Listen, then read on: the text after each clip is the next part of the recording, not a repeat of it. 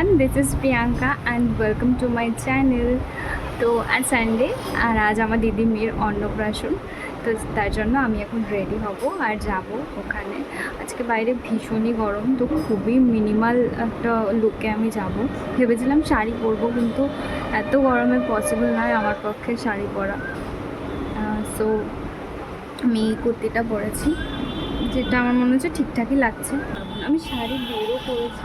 তো প্রথমেই আমি লাগাচ্ছি ভোরে ভোরে সানস্ক্রিন, কারণ বাইরে প্রচণ্ড রোদ, তো সানস্ক্রিন তো মাস্ট। তারপরে অ্যাপ্লাই করছি একটুখানি ব্লাশ। এটাকে হাত দিয়েই ব্লেন্ড করে নিচ্ছি।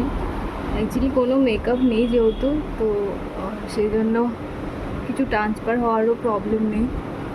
দ্যাটস ওয়াই আমি হাত দিয়েই ব্লেন্ড করে নিচ্ছি। আমি এখনই ঘামছি, আর বাইরে গেলে আমার কী অবস্থা হবে, সেই জন্যই আমি কিছু মেকআপ ইউজ করিনি, মানে ফাউন্ডেশন কনসিলার কিছু।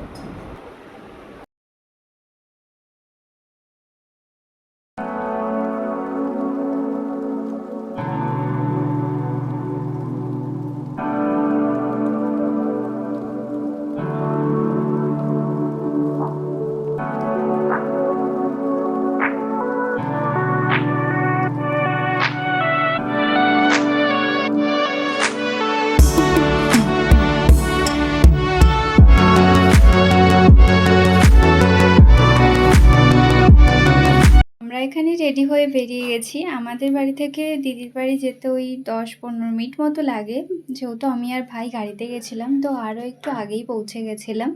আর আমরা এখানে দাঁড়িয়েছিলাম একটা মিষ্টির দোকানে মিষ্টি নেওয়ার জন্য। তো আমরা এখান থেকে 5 রকমের মিষ্টি নিলাম আর দই নিলাম। তো দই মিষ্টি নিয়ে আমরা বেরিয়ে গেছিলাম আবার। আর এখানে আমি আমার ভাইকে বারবার বলছিলাম একটু তাকা, ক্যামেরার দিকে তাকা, আর ও তো ভীষণ শাই, ও তাকাচ্ছিলই না। তারপরে শেষমেশ একটু তাকালো। আর গিয়েই আমি ওর খাবারের জায়গাটা সাজালাম। মাই আজকে সব রান্না করেছে। আর ওকে দেখতে এত মিষ্টি লাগছিল, পুরো লক্ষ্মী ঠাকুরের মতো লাগছিল। আর ও কি সুন্দর চুপ করে বসেছিল। তারপর ওকে সবাই আশীর্বাদ করলো।